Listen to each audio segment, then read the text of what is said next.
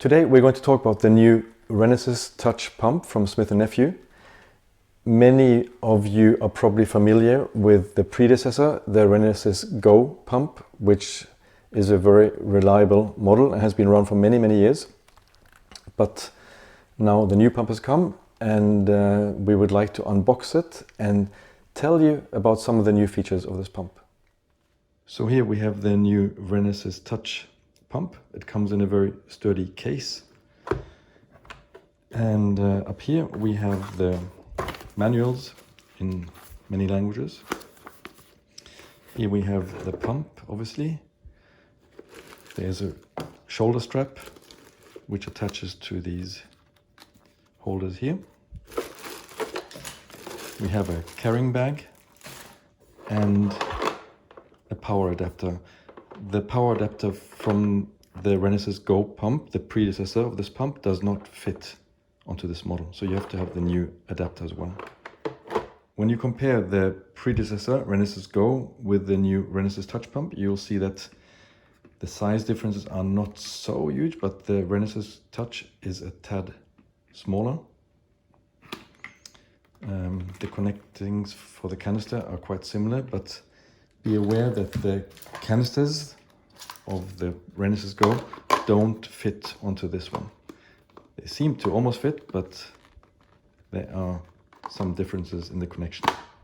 So you need the correct canisters for the new pump. So let's start it up. You'll see there's only 3 buttons now on the front. Here's the start button.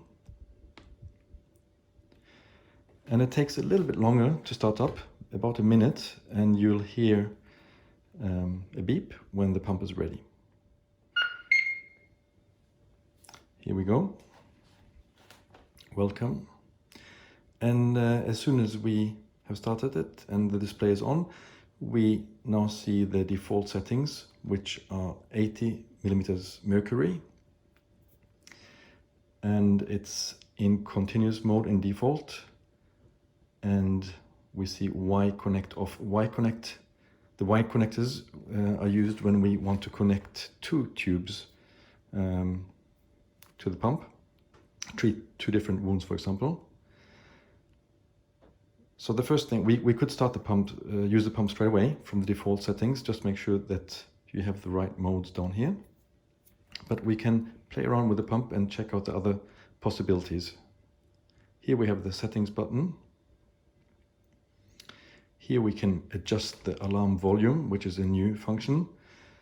Obviously, when the alarm goes, you have to do something with it, but not always you have the resource to deal with it straight away, and it can be really annoying for the patient to have the alarm beeping at high volume. So then it's possible to just temporarily, at least, go in here and switch the volume to low.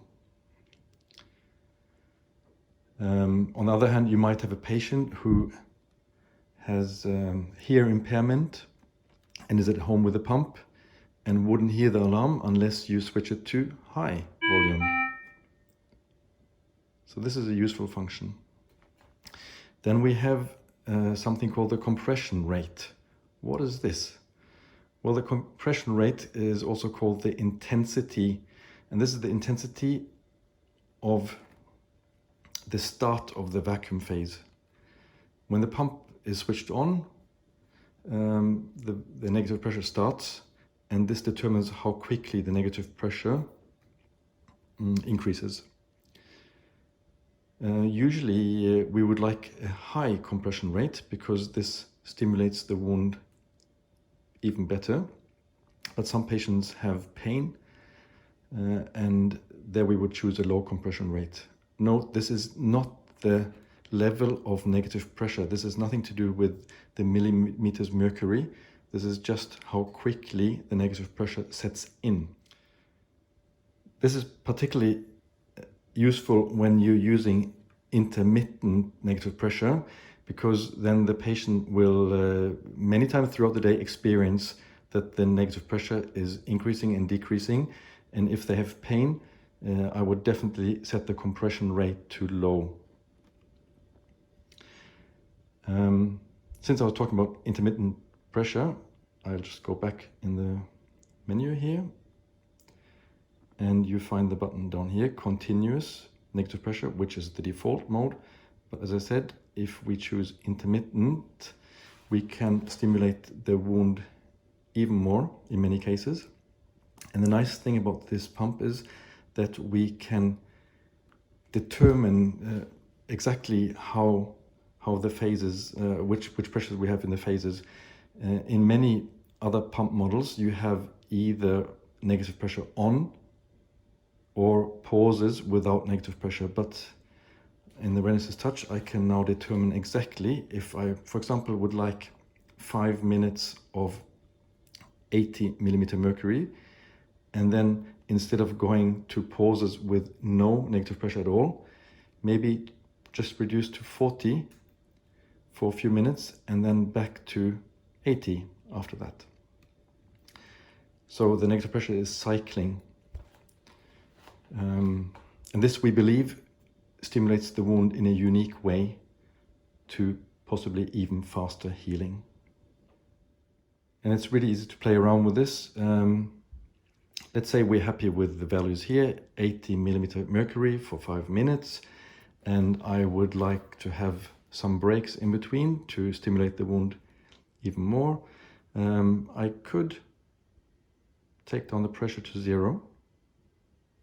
And note the maximum amount of time for being down at 0 negative pressure is 2 minutes. I can't go down to 1 minute. That's the minimum, 2 minutes. Being able to manually play with all these settings is really a unique function. And personally, I prefer not to have 0 negative pressure in the pauses. I find it really great that I now can, for example, have 40 millimeter mercury in the low cycles of the intermittent negative pressure treatment. There's good scientific evidence to back up use of intermittent negative pressure, but there's very little documentation about which of these values we should use. Is it best to have even a lower negative pressure in the pause phases? And how long should we have the lower negative pressures in the cycle? This is something which we clinicians have to use based on our experience. But I personally would prefer having, for example, half of the original pressure in the lower phases for about 2 minutes. That sounds very sensible to me. I'm not going to go through all the functions of this pump. I just want to show you something else. You can obviously change the language if you would like to. And most languages, common languages, are supported here. In the middle, you have a calendar button, and here you can find a history of your recent treatment. It'll tell you something about how long the pump has been used, at what pressures, and you can also go into the little menu here, and it'll show you a history of all the changes I did in the menu recently. So if you ever wonder what you have changed in the menu, you just go here and it'll tell you everything. And then lastly, we also have a simple quick reference guide, which will help you with most of the questions that arise during usage of this pump.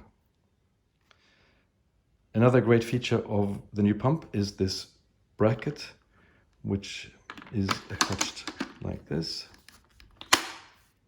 And then you just press these orange handles to close it. And then you can attach the pump to a stand, infusion stand, or the end of a bed. Okay, I hope you found this short video useful. We will try to make similar videos about other products in the near future.